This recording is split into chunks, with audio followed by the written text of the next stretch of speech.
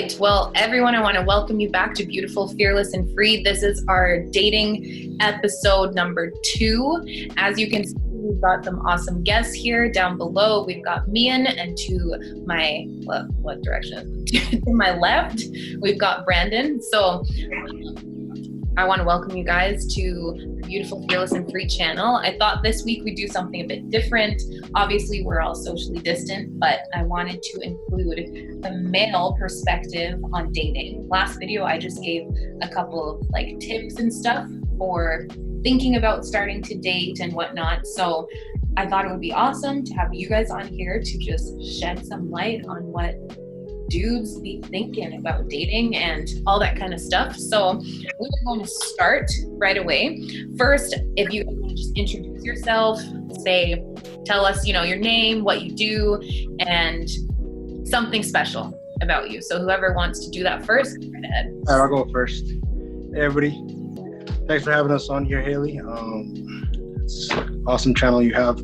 My name is Mian. I'm a carpenter, and I really love playing the guitar on worship. Yeah. Nice. Awesome. Hey, BFF viewers. Haley, it's nice to be here with you and share the stage with you, and obviously my best bro, Mian. My name is Brandon, of course, and a financial analyst with an IT company at the moment. And one thing that I really enjoy doing is eating. I love eating and trying new foods, and I have a big interest for the entertainment and sports industry. Nice. Awesome. Okay. So we're going to kick things off. I'm super excited for this episode. I know a lot of people on Instagram and on YouTube in the comments have been commenting about, they want to see episodes on Christian dating and love and all that kind of stuff. So this is going to be a great segment. So question number 1 for you guys is, let me phrase it this way. Did you date in high school? And if you did, what was your experience like? Were you guys just posted up the wall, hallway, both what's up, honey? What was your experience like?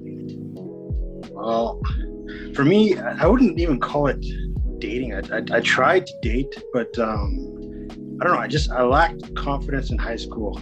Lacked it big. So that kind of was detrimental, and it kind of hurt the dating aspect for me because I didn't have the confidence to come up and approach girls and talk to them.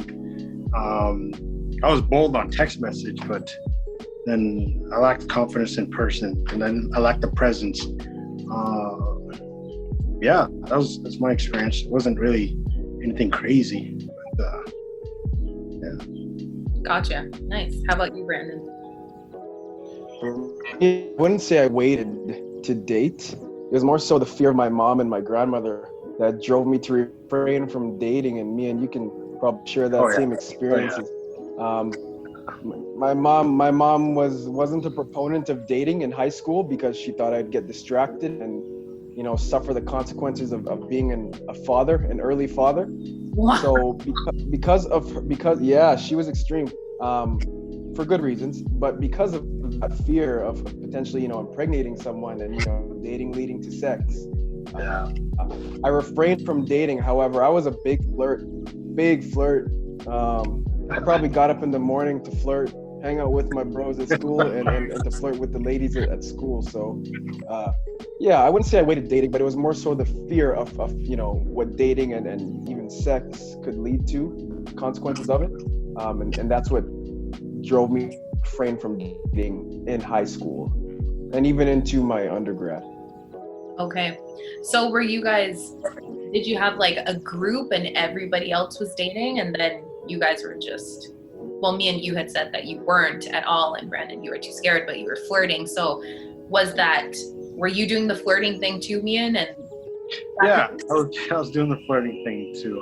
In our group, I think there was only one person who was dating. Was that we won't name names, but there was one person that was dating. Everybody was just hanging out and enjoying life and just chilling. So what, were girls a big distraction for you guys though? Like, was that always on your mind? You know how, like I had mentioned before we started our video, talking about how oftentimes it's like, oh yeah, girls are just boy crazy in high school and whatnot, but are boys girl crazy in high school? 100% from my experience. Definitely. 100%. Definitely. Mm-hmm. And how did that affect you? If you could think back now, let's say you had dated in high school. I don't know. Some people date in grade 9, 10, but let's say grade 11, 12. Do you feel that that would have been a massive distraction for you guys? Or do you think, knowing yourselves back then and knowing what you know now, what do you think? Yeah, it would have been a distraction, absolutely. Of course, I thought about girls all the time, you know, especially as you develop, you know, throughout your adolescent years, and you know, you begin to take more attraction to certain things, right? And I won't even go into detail, but definitely a big distraction. Yeah. I would say that, knowing what I know now, at the time, I probably wasn't mentally and emotionally ready to begin dating. You know, dating is a roller coaster, especially in your adolescent years. So I don't think I was mentally prepared to take that on. Yeah, I have to agree with Brandon on that one. It would have been a distraction for sure because of my mental state and my ability to focus. It wasn't there. I'd just be focused on the one thing. Okay. Right. No, that's good. That's good to hear. And yeah, it's a whole different focus once you get into a relationship and whatnot. So, okay. So with that said, why did you wait to start dating? Like, you were both in your 20s when you started dating. I know me and you were about 20, and then Brandon, you were about 4-ish, around that area when you started dating. So what changed in your life, or what made you want to wait a little bit? So for me, I really started pursuing after God around grade 10, grade 11-ish. And so when I made that commitment to God, I knew that meant every aspect of my life was committed to Him. And so dating also had to be based off of godly principles. And it didn't make any sense for me to date somebody who I wasn't intending to like marry or spend the rest of my life with. Why didn't that make sense for you? Because then what am I dating? Like, I don't know if that makes, like, I wanted to date with intention, and I didn't want to just date for what, to hang out. Like, it didn't make any sense to me. That's fair. That's really fair. How about you, Brandon? For me, I decided, well, dating during my undergrad, I didn't want to shop around, so to speak, and explore, or perhaps, but I had the desires to, you know, interact and get into a relationship with different women because I had never dated before. And so I was always curious about doing that, even though in my heart, based upon my morals and my you know, my lifestyle as a Christian, as a man of God, I wanted to only date one person and ultimately marry that person, right? That woman. However, my natural inclination and my natural desires wanted to, you know, acquaint and interact with multiple different women from different ethnicities, different walks of life, different socioeconomic statuses, because I had never done that before. And I didn't want to miss my chance to, you know, find the perfect one. And so I definitely battled with wanting to explore as my peers did. However, I also wanted to remain within my, you know, my morals as a man of God, of finding the one and committing to the one, you know, only doing it once. So I definitely battled with that. That was tough. And, you know, that often resulted in me flirting, sometimes unintentionally and intentionally flirting with people, because I just wanted to interact and experience them appropriately, of course, before I actually committed to a full relationship. Right. So then, in your guys' opinion, I've heard people say things before, like, you need to explore and, you know, date different people to just see, and, you know, it might lead you to the person you're supposed to be with and whatnot. What is your take on that? Right. Well, it's tough. What's my take on exploring? Well, by exploring, you can approach it as this. It doesn't have to be a bad, there doesn't have to be a bad perspective on this. With exploring, it can be with simply socializing with different people, right? Socializing and developing cordial, friendly relationships with people, and getting to know the person and the personality before you become attracted to the physique and the physical aspects of the significant other. But when it comes to exploring and shopping around, which is definitely encouraged when it comes to dating, you can take that approach by being respectful about it. Again, just establishing genuine relationships with people and getting to know their personalities and qualities. Right. No, that's awesome. So with that, you guys had said, both of you, I think, said dating with intention, but what did that look like for you when you started dating? What did dating with intention mean to you? Dating with intention, simply put, was to date to marry somebody, to marry that one, to date with intention meant I was dating the person to marry them, to spend the rest of my life with them, and to live out God's calling and God's purpose with them. Right. That's what it meant for me. Awesome. Yeah, I'll piggyback off Mian's response. Dating with intention to me is having a clear purpose, goal, and objective as to what the relationship is for, right? What's the purpose of the relationship, opposed to just developing haphazard relationships just for the sake of doing it. I think a lot of people do that because it's very, it's popular to have a partner, but when you have purpose, I think there's much more value and essence to it. And so for me, just like Mian said, it was marriage. That was my purpose of dating, which is why I didn't want to explore women, through dating. I wanted to just choose one and commit to that once I felt it was right within my heart, of course. Right. So you both have dated, you both have been engaged and whatnot. So this is a huge thing because lots of people, are intimate physically before they get married. And lots of people have faith that happens as well, even though, in Christianity you're taught and told and whatnot about that physical intimacy is meant for marriage.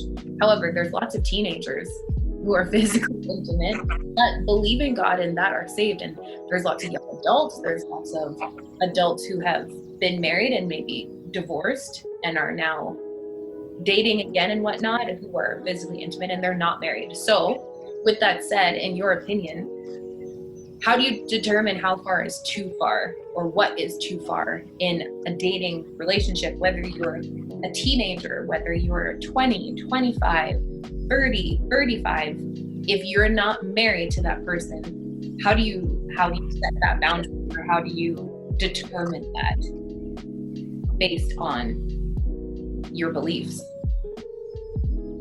For me, I'd say that, as Christians, God's way is always the best. It saves us all from a lot of hurt and a lot of heartache. Right. So obviously sex before marriage is not God's way. So I'd say that would definitely be too far. And then with everything else, I guess you'd have to gauge with your heart. And if God is telling you no to that, then that means it's not meant for you. You're not supposed to be doing that. When you're 16, 17, 18, or when you're 20, 22, 23, 24, 25, and it's definitely difficult, and you need God's strength and God's ability to refrain and withstand a lot of the temptation that you're going to face. Because, for example, if you're alone with your girlfriend or your boyfriend, you might be getting feelings or whatever, and it'll be hard for sure, but you need God's strength to resist and to choose his way, Right. You got anything to add to that there, Brandon? 100%. No, I agree with Mian. I think whether you're a Christian or not, and I'm going to speak from the Christian standpoint, regardless, there are going to be conflicting beliefs in terms of what is appropriate and what is inappropriate, based upon your morals, what you deem as extreme and as acceptable. And so they'll differ from one spectrum to the other. However, if you want the safe approach, it's this. If you can't behave the same way in front of your mom and dad, grandma, grandpa, and brothers and sisters, then you're probably going too far. Right? That's right. Yeah. I mean, you know, if you want to make it very simple, it's something referred to. However, for me, I wasn't innocent. I wanted to physically engage with, you know, my girlfriend at the time, or my fiance at the time, of course, because those are natural to me. And you can, let me tell you, it was tough, and I know you can all agree to this and relate. It was tough. However, a lot of discipline was applied. It's needed. So like Mian said, you know, you need to know in your heart where your heart leads you to determine what is appropriate and inappropriate and where to draw those lines. Right. So one thing is establishing boundaries. That was big. Establishing boundaries from the get-go with your partner, and making sure you have mutual goals of what is acceptable and unacceptable. Yeah. Yeah. No, that's good. You have something That's else what to add here? worked for me. And yeah, you know, sometimes we fall short of these goals, and if you fall short, you know, God always has grace for us. So. Right. And I think sometimes you have to be careful to fall into the trap of, well, God has grace, so I'll just keep doing it, and then I know He's always going to forgive me. And whatever happens, and you acknowledge that, you repent, and you move forward, walking in His grace. You know what I mean? So yeah, I think that's really good. It's such a difficult thing, and I know lots of people who are in relationships, like I said, who are teens, who are young adults, who are older adults. That's a big struggle. So that was great advice. Thank you for that. Okay, so now both of you being married and looking back at your relationships and all that kind of stuff, was there a defining moment that you knew your wife was the one? Or how did you come to that decision? And I'll kind of do this as a two-part question. What things were you looking for in a wife? And a girlfriend, I guess, too. What kind of attributes were you looking for? And how did you know that she was the one? So for me, sorry, 1 second. So for me, when I knew that my wife was, or the girl that I was talking to was going to be my wife, was I spent quite a bit of time being like crazy about it, like not crazy, but obsessed about it, thinking about it all the time, like, oh, where's my future wife? Where's my future wife? Or where's my girlfriend to be, or whatever. You know, I was always thinking about that. And then, you know, I read the scripture where it says, delight yourself in me, and I will give you the desires of your heart. So then I said to myself, all right, I'm focusing too much on a future wife or too much on a girlfriend. And then I just said, you know what, God, forgive me for this. I made an idol out of it. Forgive me for that. And I started just change my focus onto Him. And then all of a sudden I get a message from my wife to be, or she's my wife now, but she wasn't my wife back then. And I just started talking to her. And I had prayed to God about the qualities that I had wanted in a woman. The first and foremost quality was to have a heart after God. Second quality was to have a heart for worship, a heart for kids, and you know, just yeah. And then next thing, sorry, what? Good to know. What else? Well, I'd prayed for her to be a teacher, which is one of the things that I had, wanted. Prayed for her to be, well, obviously shorter than me because I'm 6'2". Prayed for her to be like a mocha skin tone. That makes sense. Or a caramel more so. Oh, caramel. I forget which one it was, but mocha, caramel, somewhere there. And yeah, and you know what? I knew she was the one for me because everything that I had put down on the list, God had met in her, or that I saw in her. And yeah, and when it's God, you know. Right. But when it's not God and you're trying to make it seem like it's God, you're lying to yourself. Right. So. That's good. That's really good. How about you, Brandon? For me, it was definitely, some of the characteristics of the Proverbs 31 woman. A woman who's clothed with dignity and strength, and who fears the Lord, who opens up her hands to the poor. That was big for me. Those characteristics from a Proverbs 31 woman, of course. I wanted a woman of God, as I said, a woman who fears the Lord. But one thing that was big for me was one woman who was, a fox, who was beautiful, right? I felt oftentimes for me, with some of my, let's say spiritual leaders, they always mentioned woman of God, a woman of God. But they never mentioned, pray for a woman that's beautiful. And I'm like, I want a woman that is hot, that's gorgeous, right? Straight up. And so that was big for me. And a woman who was ambitious, who was never content with the status quo, but was always striving to grow, to pursue more, and who was grateful for what she had already, and then one big one for me was one who obviously would accept my family, love my family, who loved diversity, and who would accept my, the humorous, goofy, silly characteristics of my personality, because I really, those are key elements for me. And so a woman who would, possess those characteristics were top on my list. Yeah. And of course, a woman who was educated. I needed a woman who was educated. And a big one, if I may add, was a woman who was also strong, because I knew that in my lifetime, there would be many times where I would be weak and I would need someone to strengthen me, to encourage me, and to pick me up. And so that was a very big request element on my list for a woman. And so I guess the second part of the question is, when did it feel right? How did you know she was the one? Okay, how did I know she was the one? I knew she was the one when things...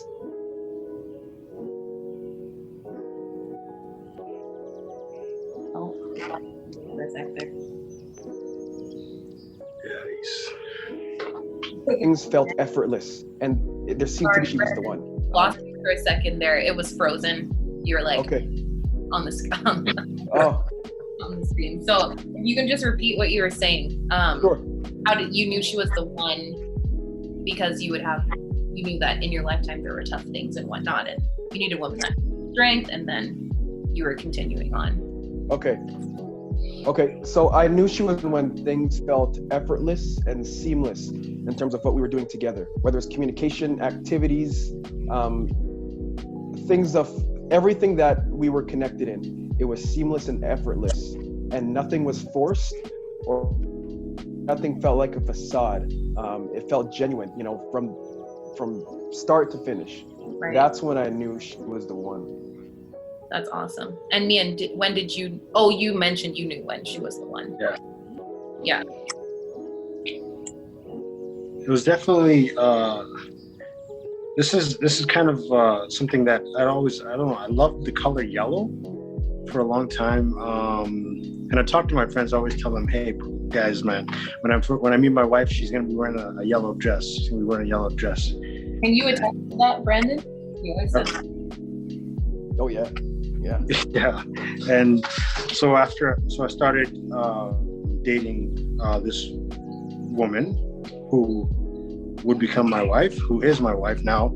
And as I was dating her, I felt confident, I felt sure that she was the one, because God had told me she's the one, and she met every single thing on the list. And then I checked back in my yearbook, and the first time I physically see her, she's wearing a yellow dress at my graduation. So it's crazy. It's solidified for you. That's so cool. Yeah. That's awesome. That was huge for me. It's always like things aren't complicated. There aren't these, crazy issues. Like, not to say that when you're dating, you don't have arguments or get into fights. Like, know in your heart, and when things just aren't really, working and whatnot. But when he's in it and when it's meant to be, it's like you guys have said, it's just kind of seamless and effortless. So that's awesome. So for you guys, I have got maybe 2 more questions, but how did God come into play in your relationships? You and your partner are both believers and whatnot. So how did you include him in your relationship? How did you make that a part of your relationship so that you both were still focused on him first and not focused on each other and then him? Because oftentimes I find that God can get pushed to the background almost sometimes, because you're just focusing on each other, making this relationship work. But it needs to be him and then you guys,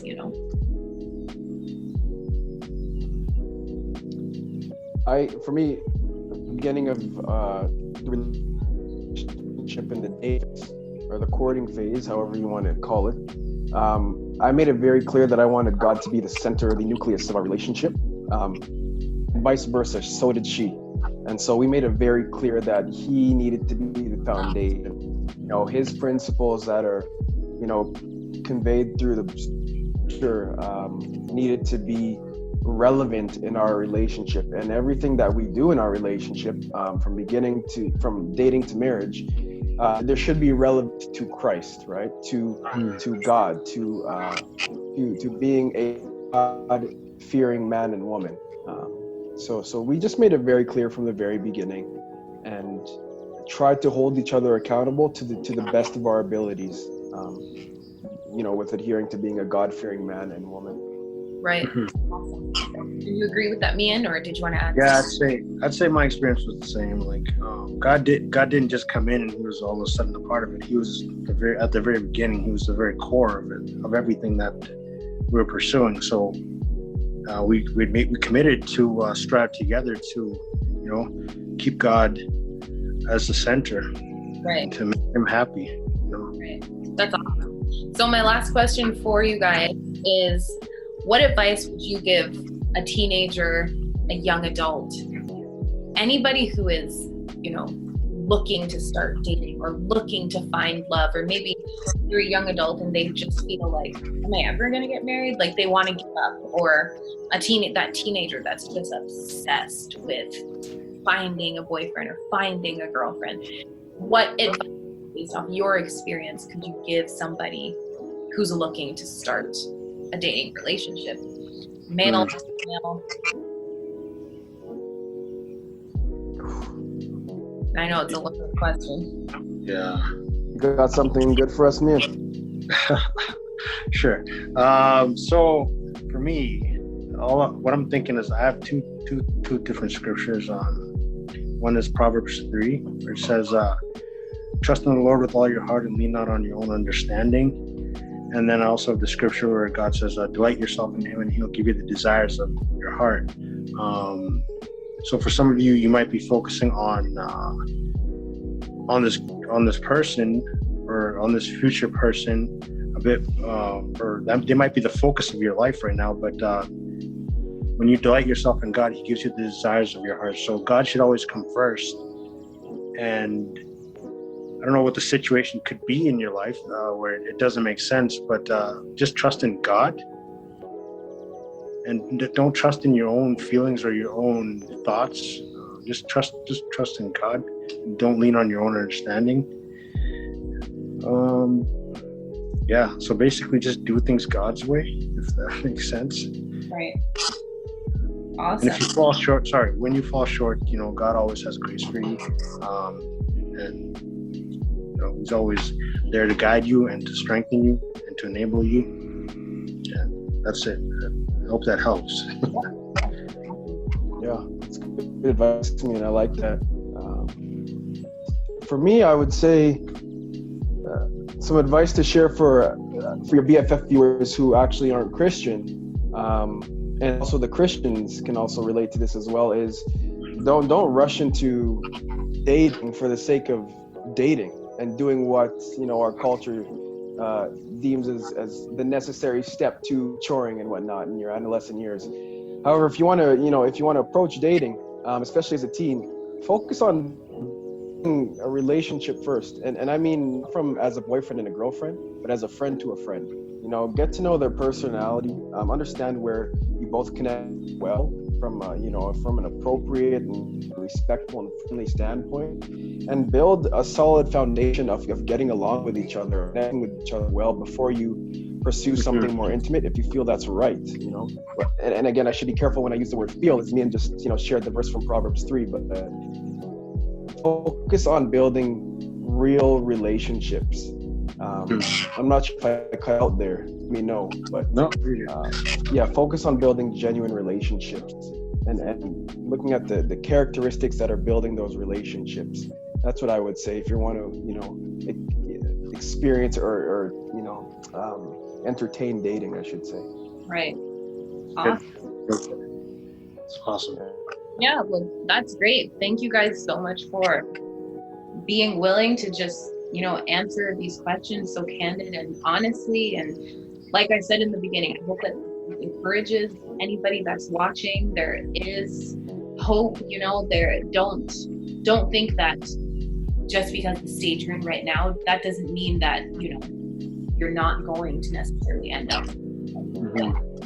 It could be anything. It could just you've got to do some work on yourself, or maybe the other person has to do some work for themselves, and they're not coming to be in your life right this second because maybe they're not ready, and your job could just be to wait right now and to wait to pray. Your relationship with God, or it could be a lot of different things. So I just want to thank you both for being here today and just sharing and encouraging people. And yeah, that was awesome. I really enjoyed hearing your stories and whatnot. And so, super last thing before we go, do you have any funny stories that you just want to share? It doesn't have to be about you and your wife or anything. It can be like something that you guys did in high school that was so ratchet, trying to like get a girl or something like that.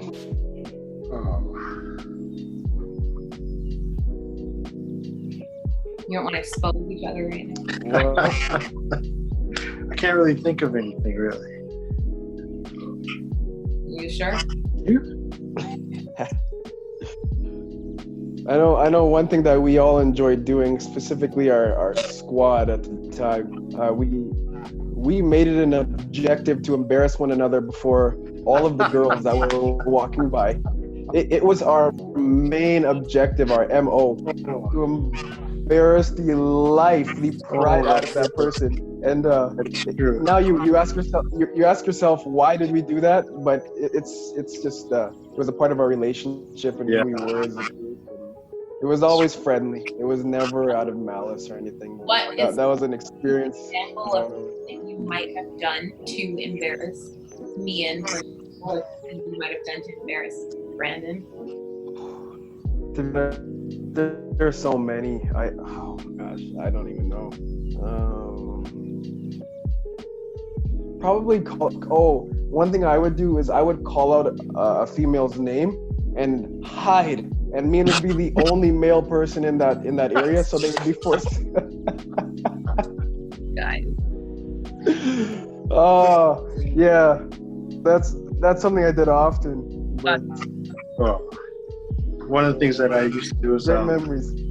I'd take Brandon's phone and I'd like call some random girl on his phone, and then just I don't know, let it hang up or just give him back his phone, and he'd just be walking around talking, and he's on the line with somebody else. What? You guys are so extra. Yeah, that's what we did. Well, that's what we did. Well, you heard it here first on BFF. So again, I just want to thank you guys for this conversation, and for anybody who's watching, don't forget to click the like button and the subscribe button. And if there's any questions or comments that you have that you want to share, or if there's something that you would like to talk about in the next dating video, please put that in the comment section below, or you can post it on the Beautiful Fearless Free Instagram page or on the Beautiful Fearless Free Facebook page. So awesome conversation. I look forward to talking to you both again about this or maybe some other things, and I hope that all you BFFs just stay safe, stay blessed, and have a great week.